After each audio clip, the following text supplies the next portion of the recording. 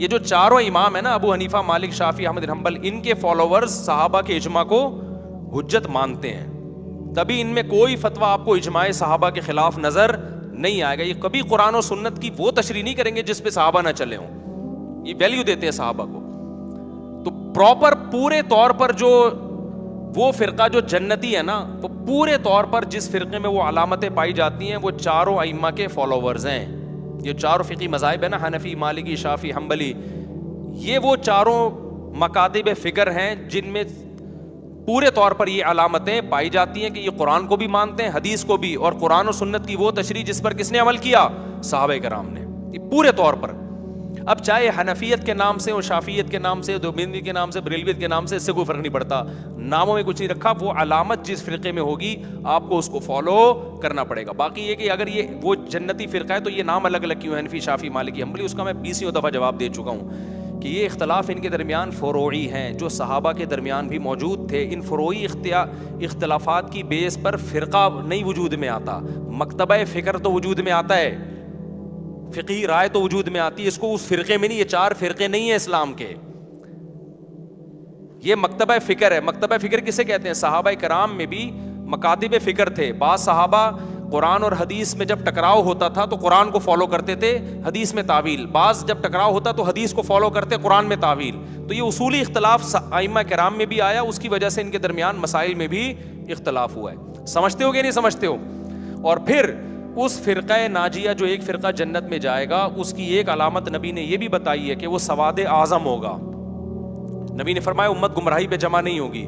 امت میں صدیوں ایسا ٹائم آیا ہے کہ امت میں چاروں مکاتب، اہل سنت والجماعت کی بات کر رہا ہوں، جو گمراہ فرقے ہیں اہل سنت سے خارج ہیں ان کی تو میں بات ہی نہیں کر رہا.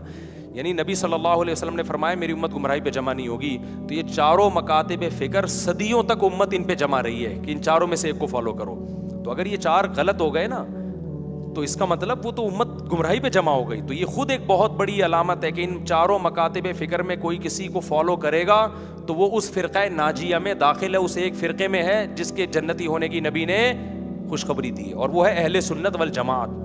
تو اہل سنت والجماعت کو جو فالو کرے گا نا وہ ہے جنتی. لیکن اہل سنت والجماعت کو جو پراپر فالو کرے گا، صرف لیبل نہیں لگائے گا، بدعتوں سے اپنے آپ کو بچائے گا. جتنی بدعتیں ہیں کہیں صحابہ میں تھیں ہیں؟ بولو نا.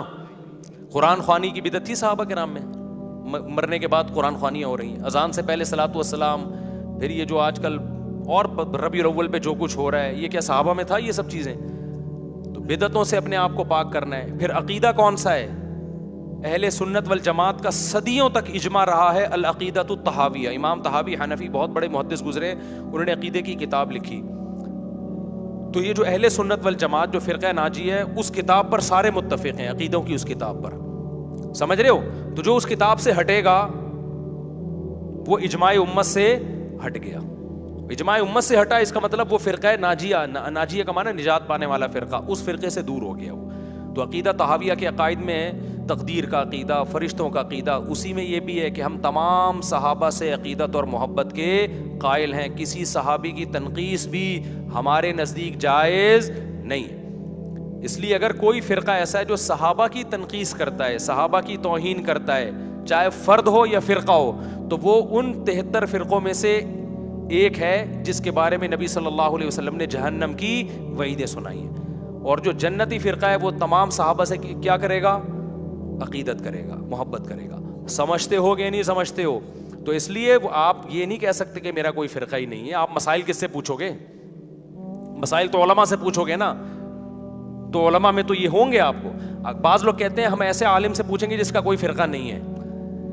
بھائی جس کا کوئی فرقہ نہیں ہے نا، اس کا مطلب وہ نئے فرقے کی بنیاد رکھ رہا ہے، وہ ایک نیا فرقہ بنا رہا ہے.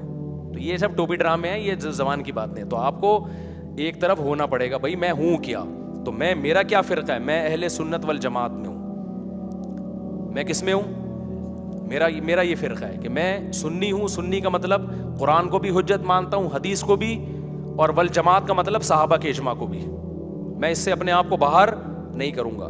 پھر جب فروعی مسائل میں اختلاف ہوگا، فروعی مسائل میں، تو میں جتنے بھی مجتہدین گزرے ہیں ان کی رائے کو ٹھیک سمجھتا ہوں. پریکٹیکلی فالو کس کو کرتا ہوں؟ فقہ حنفی کو.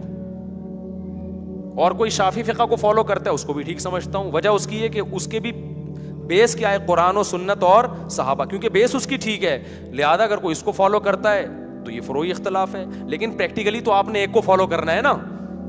تو ایک کو میں کیوں فالو کرتا ہوں؟ کس کو فالو کرتا ہوں میں؟ فقہ حنفی کو.